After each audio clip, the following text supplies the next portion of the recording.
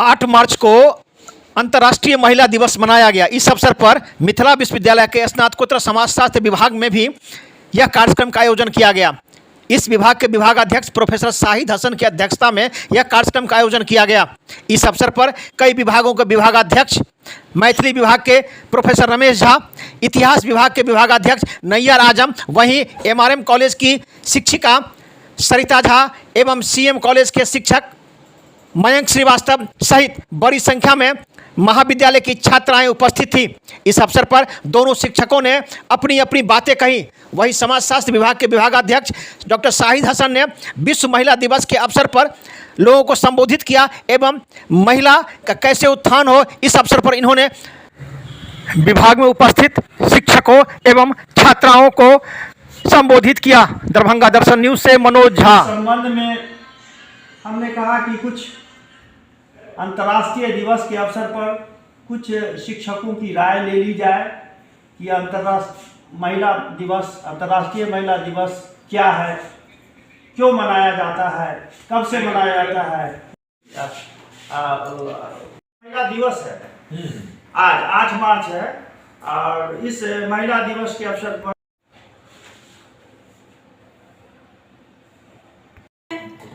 उस कक्ष में उपस्थित हूँ जहाँ मैं 2002 से लेकर 5 ईस्वी तक यहाँ की छात्रा रह चुकी थी और हर हमेशा स्वर्गवासी जी चौधरी के साथ मेरी इंटरेक्ट हुआ करती थी यहाँ। और वो क्षण, वो पल भी मुझे सर आज बहुत याद आ गया।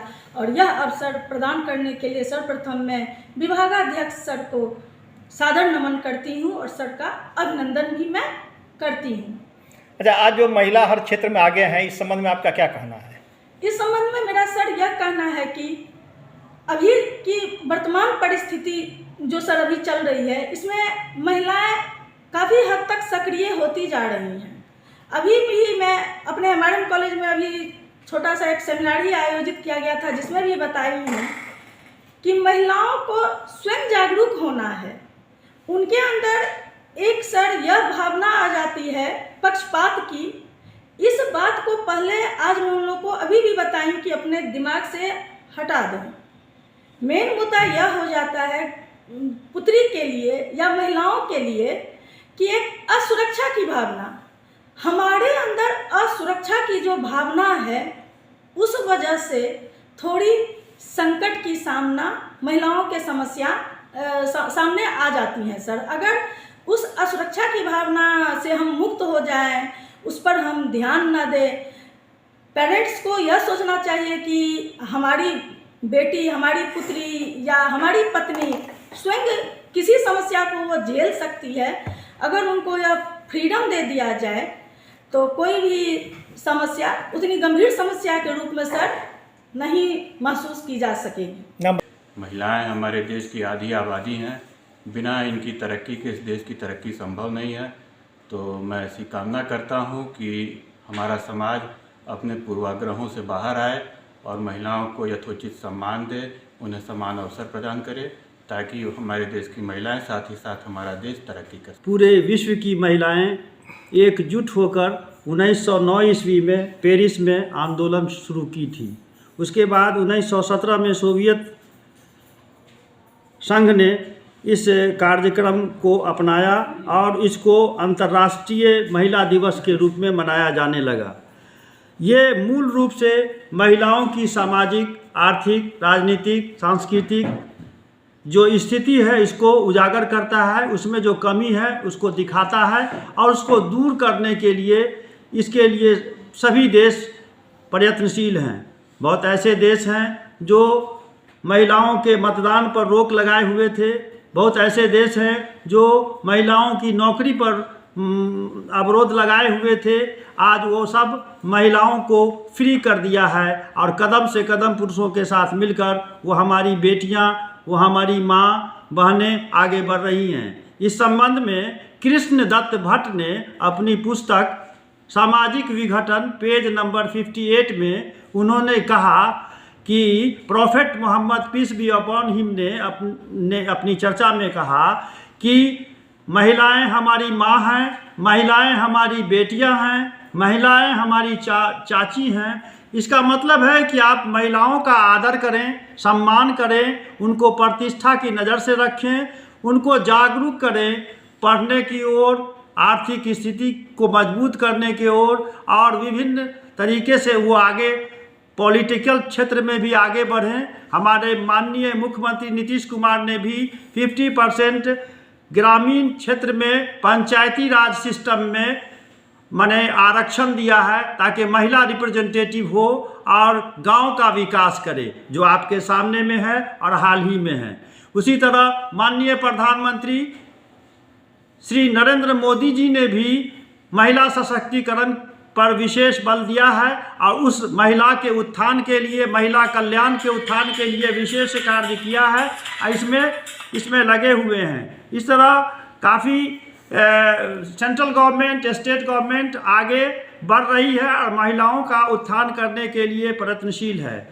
हम देश और देश से बाहर दूसरे कंट्री में, न्यूजीलैंड में, इंग्लैंड में, अफ्रीका में, साउथ अफ्रीका में, नॉर्वे में, स्वीडन में, सोवियत रूस में, हर जगह महिलाएं हमारी आगे बढ़ रही हैं। इसलिए इसको 8 मार्च को बहुत ही बड़े पैमाने पर अंतर्राष्ट्रीय महिला दिवस के रूप में मनाया जाता है।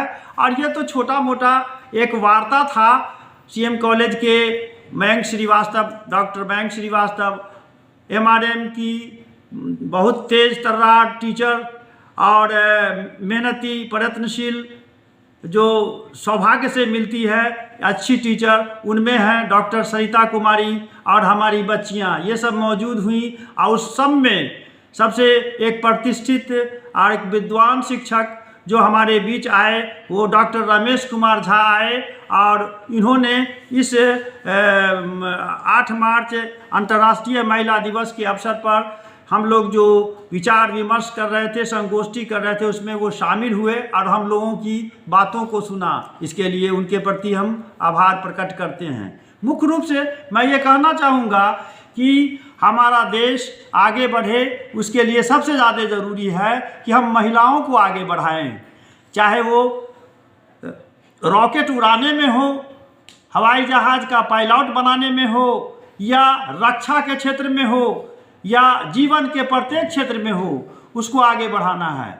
आज देखते हैं कि सरकार ने डोमेस्टिक वायलेंस कानून बनाया है, घरेलू हिंसा नियम अधिनियम बनाया है, महिला की रक्षा के लिए बनाया गया, जो 2005 में बनाया गया और 6 में उसे लागू किया गया, पार्लियामेंट में उसको लागू किया गया। उसमें ऐसा भी अधिनियम है जिसके अंतर्गत महिलाओं को किसी तरह की कोई परेशानी नहीं हो और उनकी बातों को कोर्ट या थाना तुरंत रजिस्टर्ड करता है और उनकी समस्याओं का निदान करता है। इसी तरह बहुत सारे ऐसे कानून बनाए गए जिससे महिलाओं को संरक्षण मिले।